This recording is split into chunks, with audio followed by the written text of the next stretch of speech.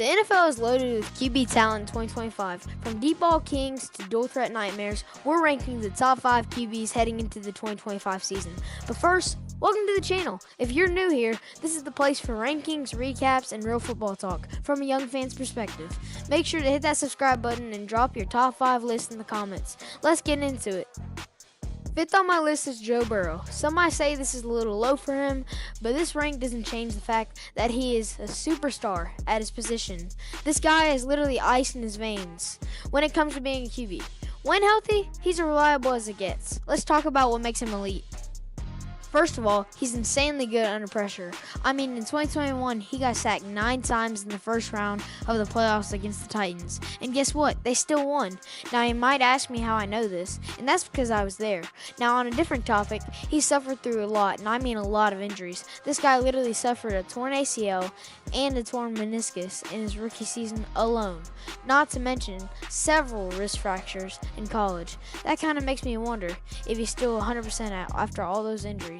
Now, coming back to him and his team, there's no doubt you have to mention the connection between Ja'Marr Chase and Joe. In the 2 games they had against the Ravens this past season, Joe and Ja'Marr alone totaled up nearly 1,000 yards and 8 touchdowns. Now, if that's not impressive, I don't know what is. Now, another thing about those two is that they started playing together way back in college. They even won Natty together in 2019. Coming in at number 4, I picked Jalen Hurts. Some might say this is a little high or a little low, but here's why I put him here. Over the years, Jalen has evolved from not just an elusive rushing QB, but to a more accurate one as well. In Jalen's rookie season in 2020, he was only passing with a completion percentage of about 50%. After the past few seasons, however, that percentage has risen to nearly 70%.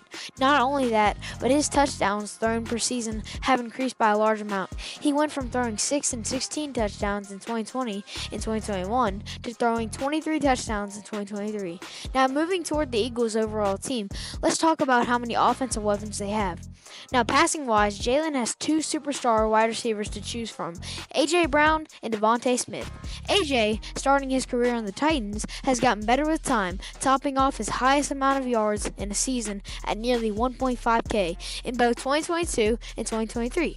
Devontae, on the other hand, has always been on the Eagles, and he topped off his yards in a season in 2022 with nearly 1.2K yards.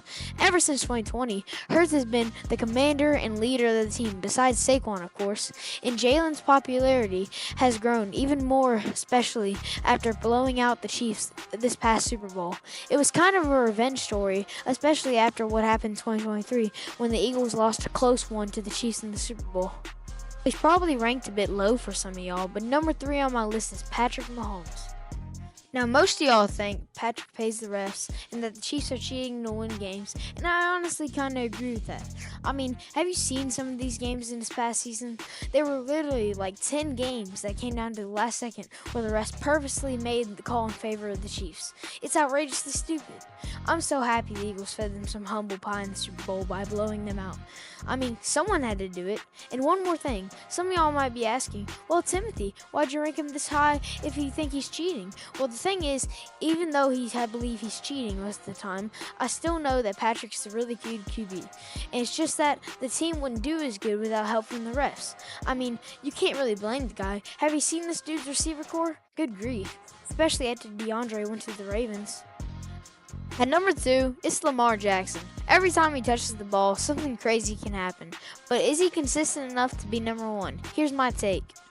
First off, this guy's a 2-time MVP, once in 2019 and then in 2023. Not only that, he's one of the most elusive and electrifying QBs of his generation. And after the past few years, his passing accuracy has only gone up over the years. In 2018, it was only about 58%. Now it's gone up to almost 67%. That's nearly a 10% difference. Now, the Ravens' offense is different from most offenses, mainly because Lamar can act as a QB and a running back. Now that they have Hopkins, though, they might start being more of a passing offense. Last season, though, they didn't have much of a receiving core besides Zay Flowers. There's no doubt that Lamar is one of the most dangerous QB in the league. If he's in the rhythm, he's nearly impossible to stop. Defenders better be ready to play when they face the Ravens. And finally, at number 1, in my opinion, the best QB in the league right now, Josh Allen.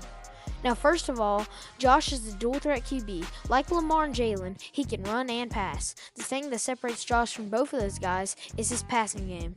Though both Lamar and Jalen's accuracy has improved, Josh Allen has beat them consistency-wise when it comes to being accurate. Another reason for Allen's game to be better than others is his throwing power. I mean, any NFL fan pretty much knows he's got a cannon of an arm. One of his few downsides, though, is how many turnovers he allows, mainly through interceptions.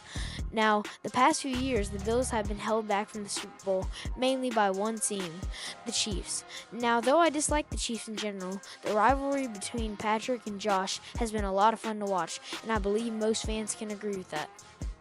So as we conclude, here's my final list. Number 5, Joe Burrow. Number 4, Jalen Hurts.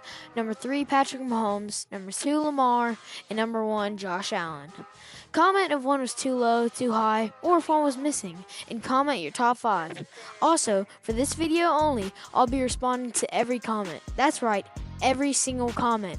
So remember to like, comment, subscribe, and hit that bell. But that's it for me. Peace out, guys.